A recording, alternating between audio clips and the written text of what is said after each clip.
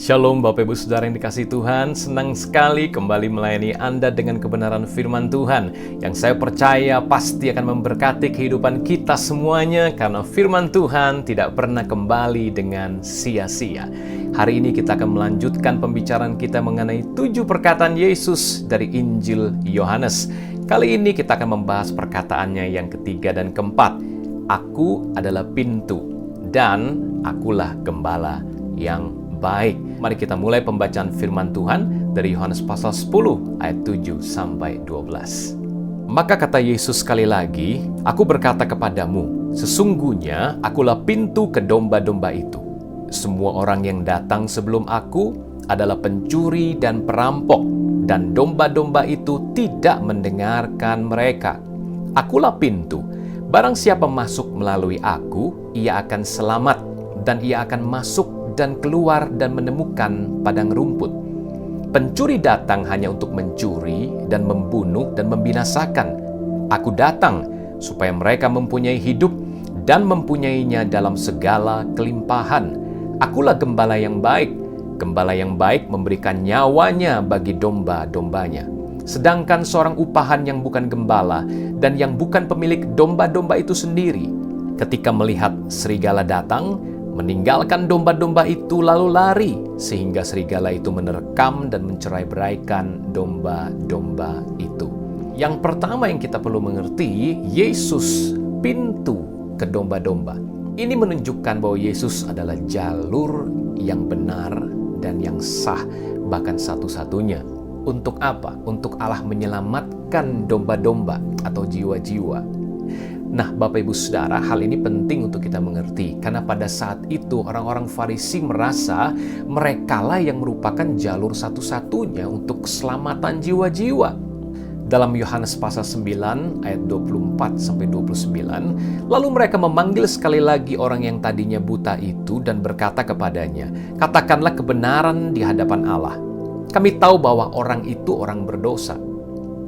Jawabnya, "Apakah orang itu orang berdosa? Aku tidak tahu. Tetapi satu hal yang aku tahu, bahwa aku tadinya buta dan sekarang dapat melihat."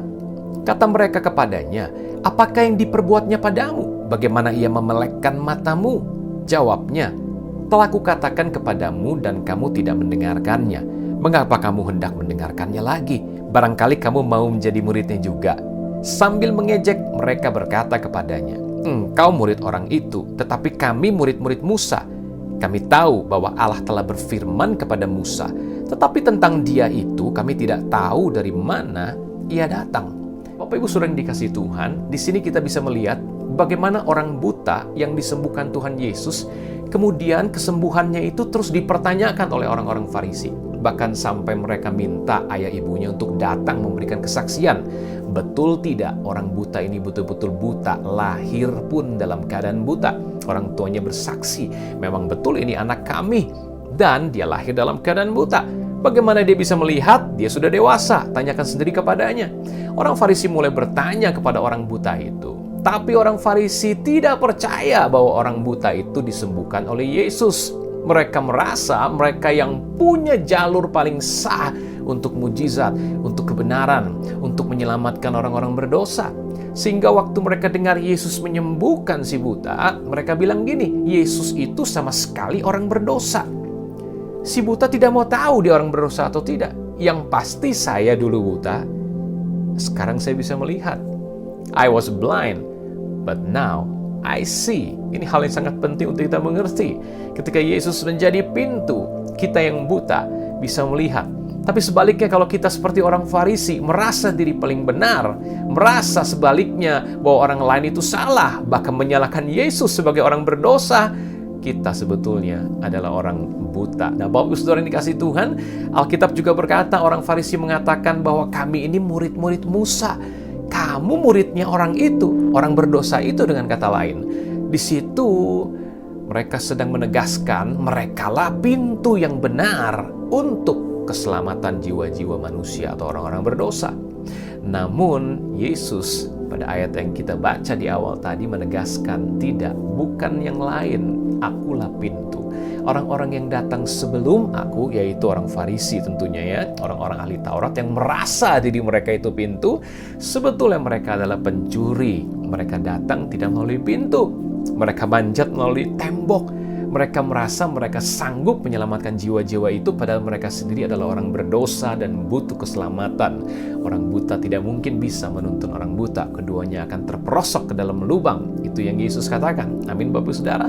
Jadi Yesus adalah pintu kepada domba-domba. Sekali lagi ini menunjukkan dan menegaskan Yesus adalah satu-satunya jalan yang sah untuk menyelamatkan domba-domba. Yang lain tidak mampu menyelamatkan domba. Kalau mereka berusaha menyelamatkan, mereka tidak masuk melalui Yesus sang kebenaran. Akulah jalan, kebenaran, dan hidup. Amin Bapak Ibu, itu yang Yesus ungkapkan mengenai dirinya. Maka yang lain cuma masuk melalui tembok, memanjat, dan sebagainya, dari kolong pagar atau melompati pagar. Mereka, Yesus katakan, adalah pencuri. Bukan menyelamatkan jiwa, tapi sebetulnya mencuri dari jiwa-jiwa itu, mencari keuntungan dari domba-domba itu, bukan menyelamatkannya seperti yang Yesus sudah lakukan. Arti kedua dari pintu yaitu pintu keselamatan Bapak Ibu. Karena siapa masuk melalui aku, dia akan selamat. Amin Bapak Saudara yang kasih Tuhan. Nah, kenapa bisa begitu? Karena tidak ada keselamatan lain di luar Kristus. Tidak ada nama yang dikaruniakan kepada seseorang yang olehnya kita dapat diselamatkan. Nama di atas segala nama, nama Yesus. Nama yang menyelamatkan Anda dan saya. Dan bukan cuma itu Bapak Saudara.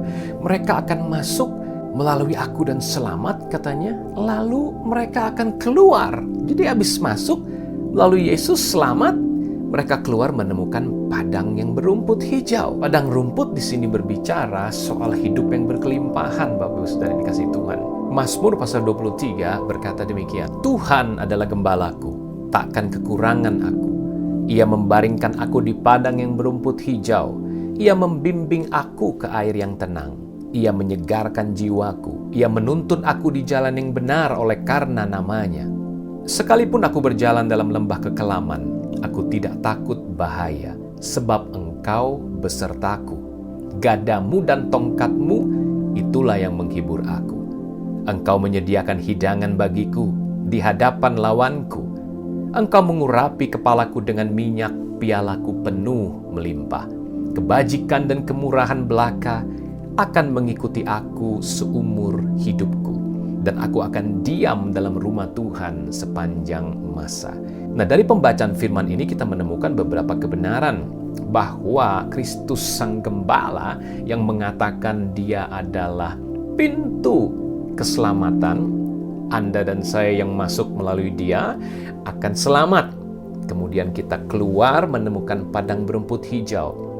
Di sini menunjukkan satu gambaran yang indah dalam Mazmur 23 bahwa Tuhan ketika Dia menyelamatkan, Dia juga memberi hidup yang berkelimpahan, bukan hanya secara rohani. Sebab ayat 1 berkata, takkan kekurangan aku. Artinya saudara dan saya betul-betul dipelihara. Baik kebutuhan rohani, kebutuhan jasmani, takkan kekurangan Anda. Kemudian ayat kedua menggambarkan bahwa ada padang berumput hijau dan air yang tenang. Sebenarnya ini juga bisa menggambarkan perkara jasmani yang Anda butuhkan. Bukankah domba itu butuh makanan, rumput hijau? Bukankah domba butuh minuman, air yang tenang, air yang jernih tentu, air yang baik keadaannya. Dan Tuhan berjanji bahwa Dia akan membaringkan kita di padang berumput hijau. Anda tidak bersusah payah dengan kekuatan daging, melainkan oleh kuat kuasa roh. Perjuangan Anda, perjuangan iman, sambil bersandar penuh kepada Dia yang membaringkan Anda. Kata membaringkan itu berarti sesuatu yang wonderful, luar biasa. You can feel rest, you can feel peace, ada damai, ada tenang ya. Ada satu hati yang tidak kemerungsung atau yang terburu-buru, kacau, cemas, tidak. Domba itu dibaringkannya, dia berbaring di padang berumput hijau dan dia bisa merumput dengan begitu tenang. Ada gembalanya menjaga di sana. Minum pun dia dijagai, ada air yang tenang. Tapi bukan cuma itu, ada kebutuhan jiwa dan roh juga yang dipenuhi. Ayat ketiga mengatakan Dia menyegarkan jiwaku. Dia menuntun Anda dan saya di jalan yang benar. Jiwa kita atau manusia batin, bahkan roh kita, membutuhkan kesegaran, membutuhkan kekuatan dan makanan minuman juga. Yaitu apa? Kalau kita hidup benar. Dan Sang Gembala itu menuntun kita di jalan yang benar. Artinya inilah kepuasan rohani seseorang. Anda bisa punya uang banyak, harta melimpah, tabungan deposito yang gemuk, tapi kalau Anda tidak hidup dalam kebenaran, hatimu, jiwamu tidak akan pernah segar, tidak akan pernah mengalami ketenangan dan keutuhan dan sukacita yang seutuhnya. Tapi sebaliknya, kalau kita memiliki jiwa yang disegarkan Tuhan, karena hidup kita dipimpin dalam jalan kebenarannya, kita dibenarkan oleh darah Yesus dan dipimpin untuk hidup benar oleh kuat kuasa Roh Kudus-Nya dalam kita. Itu dia yang Tuhan sediakan. Wow, dia pintu yang dahsyat banget Bapak Ibu Saudara ya. Kemudian kalau Anda perhatikan ayat keempat dari Mazmur 23 ini, dikatakan Tuhan beserta dengan kita. Ada gada dan tongkat menyertai kita. Tongkat itu untuk menolong gembala, menyelamatkan domba-domba. Ketika domba itu ada yang mungkin lari ke samping kiri atau ke kanan, menyimpang ke kanan atau ke kiri, atau bahkan ada yang terperosok, tongkat itu bisa mengarahkan mereka kembali, menyelamatkan mereka, menarik mereka dari lubang dan sebagainya. Gada untuk perlindungan. Ya, ada yang mengatakan juga untuk dipukulkan bukan kepada domba, tapi kepada lantai di sekeliling domba, supaya sang domba itu tidak menyimpang kanan ke kiri. Tapi juga gada, senjata sang gembala untuk melawan pencuri, untuk melawan serigala, menakut-nakuti beruang dan sebagainya yang mungkin akan memangsa domba-domba gembalaannya. Bukankah Tuhan gembala yang baik? Daud menjadi salah satu prototipe. Daud berani mempertaruhkan nyawanya dan dia mengalahkan beruang dan singa. Wow, luar biasa ya. Nah, inilah Tuhan Yesus, sang pintu keselamatan dalam kehidupan Anda dan saya. Kemudian ayat 5 mengatakan dia mengurapi kepalaku dengan minyak, pialaku penuh melimpah, bahkan makanan, hidangan disediakan di hadapan para lawan kita. Di tengah pandemi, resesi, musuh-musuh kita, sakit penyakit, kelemahan tubuh, Tuhan menyediakan hidangan. Kalau kita menjadikan Yesus pintu keselamatan dalam hidup kita. Bahkan dikatakan dia mengurapi. Kata mengurapi artinya kita dimampukan. Setiap raja, setiap imam, nabi diurapi. Artinya dimampukan Tuhan untuk melakukan tugas dan panggilan.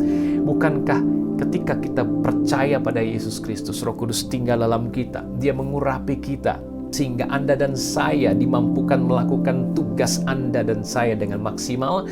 Panggilan Anda sebagai orang yang bekerja, sebagai kaum profesi, sebagai pelajar, sebagai pebisnis, sebagai ayah, sebagai suami, sebagai ibu, sebagai istri. Kalau Anda tinggal masuk di dalam pintu keselamatan Yesus sebagai pintu keselamatan, Anda menemukan padang rumput, artinya Anda diurapi.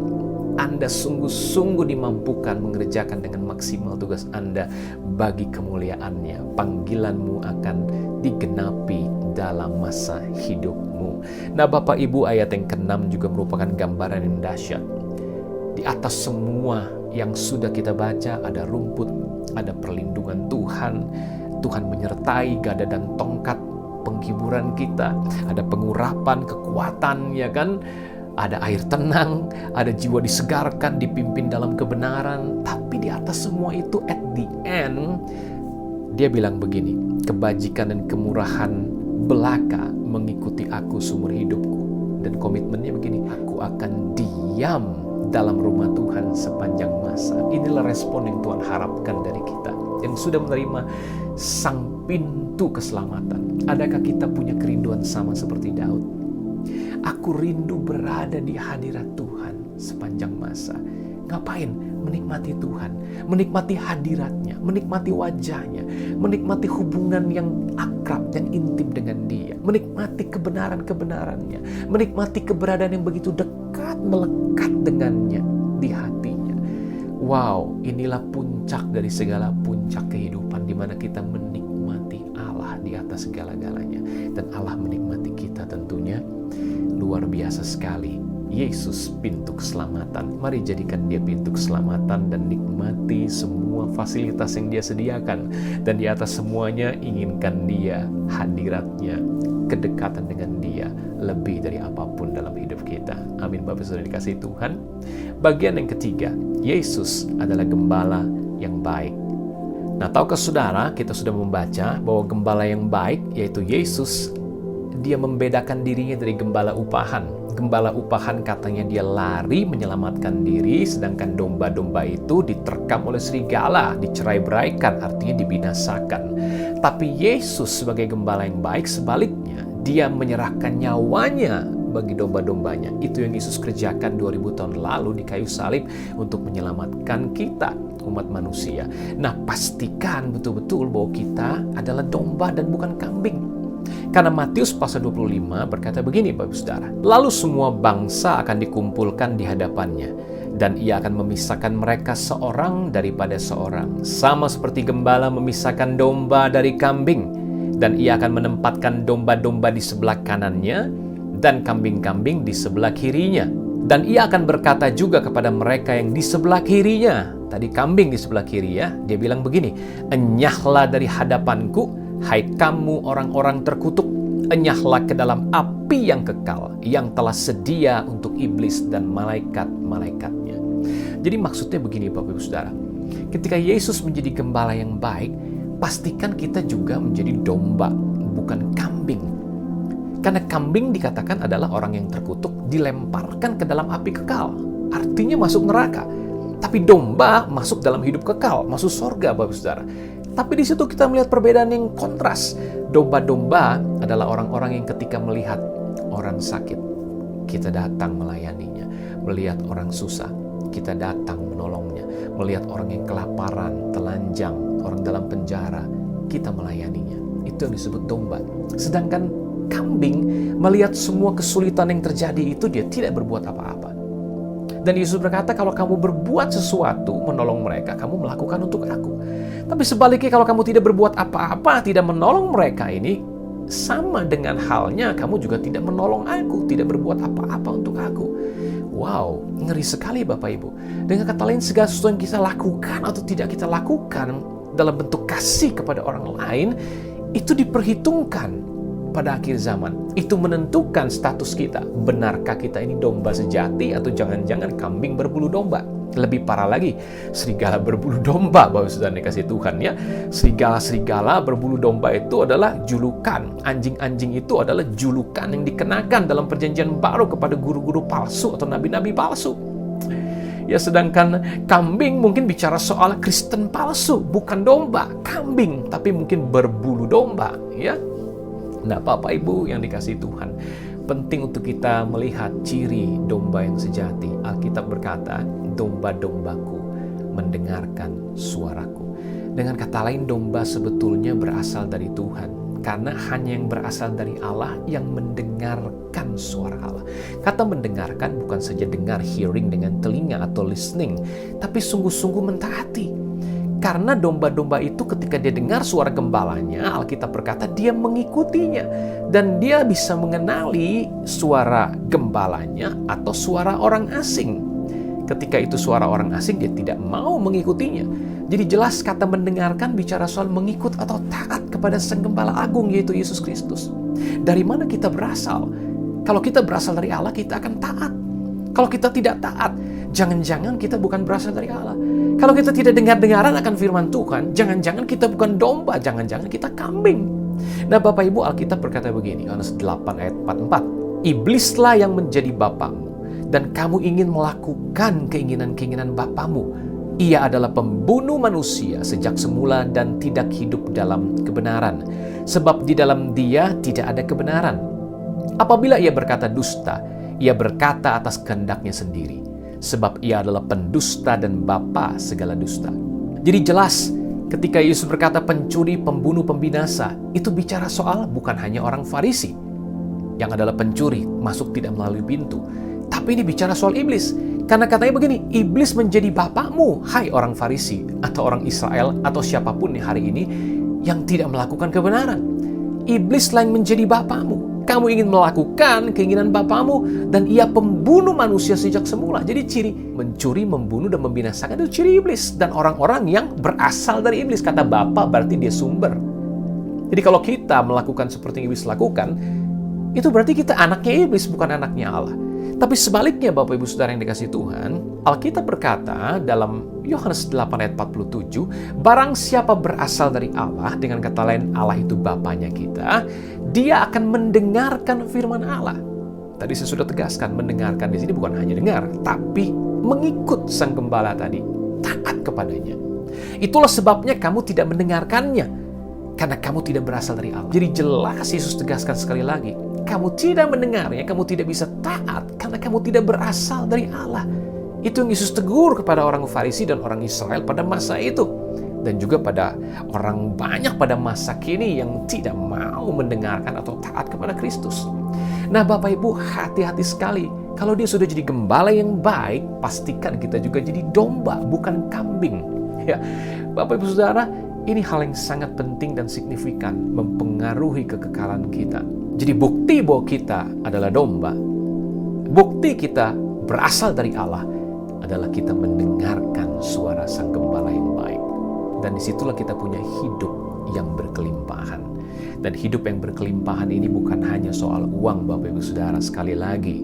Ya, hidup berkelimpahan bicara soal hidupnya Kristus yang berlimpah-limpah. Keselamatan itu melimpah, bisa dibagi-bagikan kepada orang banyak. Tidak peduli kondisi ekonomi kita sedikit atau banyak yang kita miliki.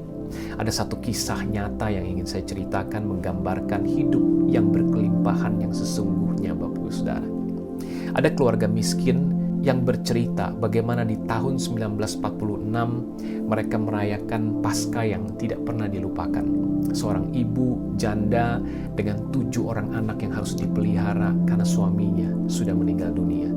4 anaknya sudah cukup besar dan mereka sudah pergi meninggalkan sang ibu merawat ketiga anak yang paling kecil-kecil. 3 anak ini perempuan semuanya. Mereka tinggal dalam sebuah rumah yang sederhana. Mereka hanya punya sendok garpu yang seadanya, perabot rumah yang sedikit, tidak punya televisi, hanya punya radio.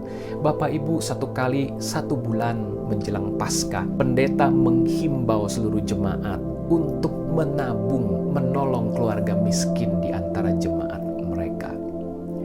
Lalu mereka pulang ke rumah dan mereka sangat bersemangat. Mereka berkata satu dengan yang lain, 3 anak kecil ini sama ibunya, ya kan, Mami, kita mau tolong keluarga miskin. Ada 80 kira-kira, ya kata Pak Pendeta tadi, orang-orang miskin yang harus kita tolong.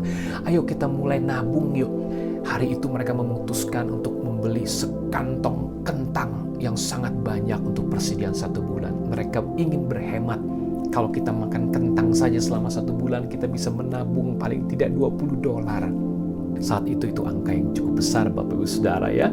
Kemudian anak-anak ini walaupun masih kecil-kecil, mereka juga bekerja. Mereka membantu tetangga-tetangganya mendapatkan beberapa sen, kemudian dikumpulkan. Mereka mencuci pakaian, membersihkan rumah, merawat bayi-bayi yang ditinggalkan oleh tetangga-tetangga mereka karena bekerja dan sebagainya. Dan juga jualan.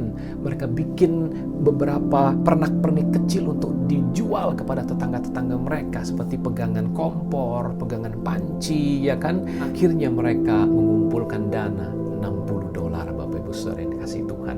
Lalu mereka dengan bersemangat menunggu hari hanya untuk pergi ke gereja di hari Paskah itu.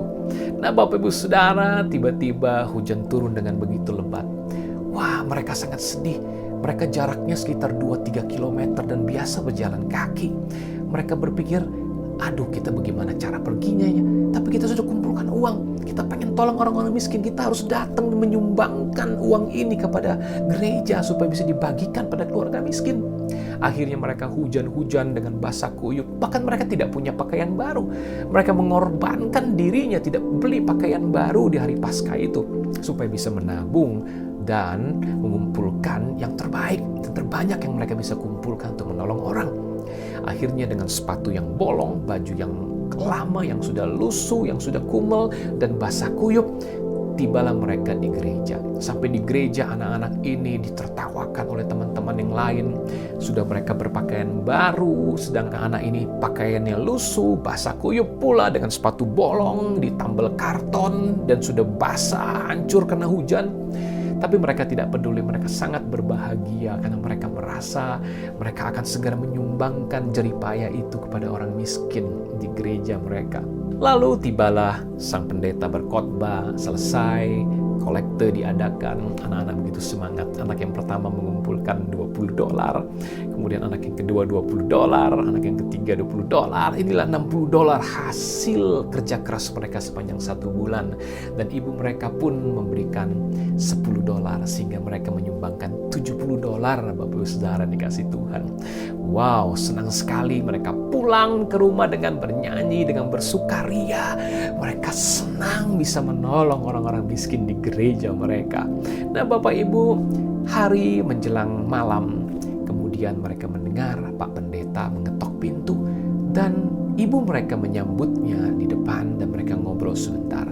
Kemudian Pak Pendeta pun pergi meninggalkan sang ibu dan sang ibu masuk membawa sebuah amplop. Anak-anak ini bingung, amplop apa itu Mama? Mamanya mengatakan, silakan dibuka. Mereka kaget, mereka menemukan $20 3 lembar dan mereka ingat itu uang yang mereka berikan. Dan $10 mereka ingat itu uang yang maminya berikan. Kemudian mereka menemukan $17 sisanya, yaitu $1 ada 17 lembar. Mereka kaget dan mereka mulai berlinang air mata. Mereka yang tadinya begitu sukacita, merasa bahwa mereka itu bisa menolong orang miskin, sekarang mereka menyadari bahwa ternyata mereka orang miskin. Mereka lah orang miskin itu. Itu sebabnya sang pendeta datang dan memberikan amplop hasil pengumpulan dana kepada mereka. Mereka lah salah satu keluarga miskin itu. Oh, mereka sangat sedih. Mereka berkata satu sama lain dan berkata kepada ibunya, Mami, kami malu ke gereja. Ternyata kami orang miskin toh. Aku juga gak mau ke sekolah. Apakah teman-teman menyadari bahwa aku ini orang miskin? Kata salah satu anak itu. Padahal mereka pintar, mereka juara di antara ratusan anak di sekolah. Tapi mereka mulai merasa down, mereka merasa minder. Karena mereka baru sadar mereka orang miskin. Tapi sang ibu mengatakan, tidak nak, kamu tetap harus sekolah. Kamu tetap harus ke gereja. Dan dengan terpaksa mereka mengangguk, baik ibu, baik mami. Dan minggu depan mereka pergi ke gereja. Sikapnya tidak bersukacita seperti minggu-minggu sebelumnya, di mana mereka belum menyadari bahwa mereka itu orang miskin. Maminya nyanyi-nyanyi bersukaria, tapi hanya nyanyi 1-2 bait saja. Kan anak-anaknya semuanya murung, tidak ada yang mau bernyanyi memuji Tuhan. Sampai di gereja mereka mendengarkan pendeta berbicara, dan ternyata kali ini pendeta tamu yang berbicara, Bapak Ibu. Pendeta tamu berkata menantang jemaat, saya ini melayani di Afrika, dan di Afrika gerejanya sangat miskin. Jemaat kami sedang membangun gereja dari batu bata kering yang dibakar dan dibuat sendiri. Dan kami kekurangan dana untuk atapnya, butuh hanya $100. Bisakah jemaat di tempat ini berkorban dan mengumpulkan dana $100 saja, dan gereja di Afrika itu akan memiliki atap yang cukup untuk mereka beribadah dengan nyaman. Nah, Bapak Ibu Saudara, ketika ditantang seperti itu, ketiga anak kecil ini matanya berbinar-binar. Mereka bilang, Mama, ini tujuannya kita diberi amplop itu. Karena sesungguhnya mereka tidak tahu. Biasanya orang miskin kalau diberi amplop bantuan dari gereja berbuat apa? Mereka selama ini merasa mereka bukan orang miskin, walaupun mereka tidak punya televisi, mereka hanya punya radio, bahkan mereka berhemat sedemikian rupa untuk mengumpulkan dana, dan akhirnya mereka kecewa ternyata menyadari mereka lah orang miskin itu. Dan mereka punya pikiran hanya satu hal, Mama, ini dia amplop ini tujuannya untuk menolong gereja di Afrika yang miskin itu, Ma. Dan mamanya mengangguk dan mengeluarkan amplop itu. Dan ketiga anak itu menyumbangkan amplop yang berisi $87. Karena $70 mereka dikembalikan, kemudian ditambah $17 sumbangan dari jemaat lain kepada mereka, sehingga mereka mengumpulkan $87. Lalu ketika pengumpulan dihitung, sang pendeta tamu bersukacita dan berkata, wow, hasilnya Bapak Ibu jemaat ada $100 lebih sedikit. Berarti kebutuhan gereja kami di Afrika sudah tertutupi. Saya tidak menyangka bahwa banyak orang kaya di antara kalian di tempat ini. Tahukah saudara, ketiga anak itu kembali kembali menangis dengan sukacita. Mereka pulang dari gereja dengan bernyanyi-nyanyi dan mereka berkata, "Ma, ternyata kita orang kaya," kata pendeta itu. Bayangkan, Ma, pendeta itu mendapatkan $100 lebih dan $87 itu dari kita yang menyumbang. Ma, kita orang kaya, Ma, kita bukan orang miskin. Mamanya pun tersenyum sambil mencucurkan air mata. Nak, miskin atau kaya itu bukan soal berapa banyak yang kita punya, tapi berapa banyak yang bisa kita berikan. Bapak, Ibu, Saudara, Yesus Gembala yang baik, Dialah pintu keselamatan. Dialah pintu kepada kita domba-domba. Dia datang untuk memberi hidup, dan hidup itu dalam segala kelimpahan. Sudahkah kita jadi domba yang baik? Sudahkah kita jadi gembala yang baik? Dalam arti bukan gembala sidang jemaat, tapi gembala yang menolong banyak orang dari kesusahan mereka. Karena hidup berkelimpahan, kaya yang sesungguhnya bukan berapa banyak yang kita punya, tapi berapa banyak yang kita berikan. Berapa banyak jiwa yang diselamatkan ketika berjumpa kita, dipulihkan, disembuhkan, hidupnya dilawat Tuhan, ditolong Tuhan ketika berjumpa dengan kita. Yesus berkata, saya tutup dengan kalimat ini. 1 Yohanes 3 ayat 16-19a.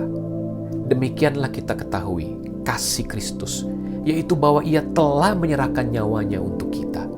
Jadi kita pun wajib menyerahkan nyawa kita untuk saudara-saudara kita.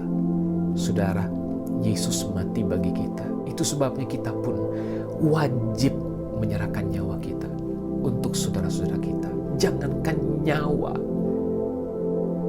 berbagi doa, berbagi waktu, berbagi senyum, berbagi pertolongan yang sedikit, rasanya kita sudah merasa berat. Ayo kita cek and recheck. Apakah kita ini domba atau kambing?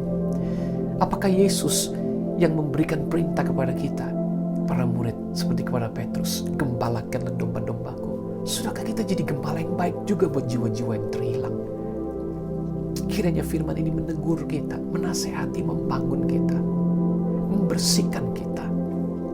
Kemudian kita lihat dalam ayat berikutnya, Bapak Ibu, ayat 17 saya bilang begini. Barang siapa mempunyai harta duniawi dan melihat saudaranya menderita kekurangan, tetapi menutup pintu hatinya terhadap saudaranya itu, bagaimanakah kasih Allah dapat tetap di dalam dirinya? Anak-anakku, marilah kita mengasihi bukan dengan perkataan atau dengan lidah, tetapi dengan perbuatan dan dalam kebenaran. Demikianlah kita ketahui bahwa kita berasal dari kebenaran. Sekali lagi, bukti bahwa kita berasal dari kebenaran, kita berasal dari Allah, kita adalah domba, kalau kita melakukan kebenaran dan kasih. Kita mengasihi bukan hanya dengan kata-kata, tapi juga dengan perbuatan kita. Saya tahu, mungkin Anda berkata, Pastor, kadang-kadang ada orang yang memanfaatkan dan sebagainya. Itu sebabnya kita punya Roh Kudus dan firman Tuhan untuk memiliki prioritas, untuk dituntun Tuhan. Siapa yang perlu kita tolong, seberapa besar kita tolong, dalam bentuk apa kita menolong. Semua itu ada dalam firman Tuhan. Dan kalau kita berasal dari kebenaran, kita akan cinta firman yang adalah kebenaran. Mari terus bangun iman kita semuanya di dalam kebenaran firman Tuhan, dan milikilah hidup yang berkelimpahan, yang sejati, yang dibagi-bagikan kepada orang banyak. Tuhan Yesus memberkati. Mari kita berdoa.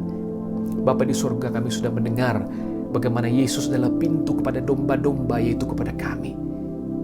Kami juga sudah mendengar bagaimana Yesus adalah pintu keselamatan, yang kalau kami masuk, kami akan selamat. Kemudian kami masuk dan keluar menemukan padang berumput hijau, artinya hidup berkelimpahan.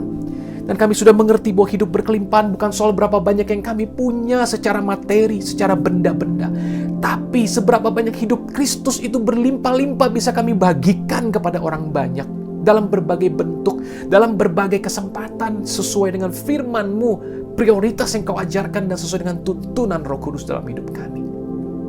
Mari mampukan kami, Allah Roh Kudus.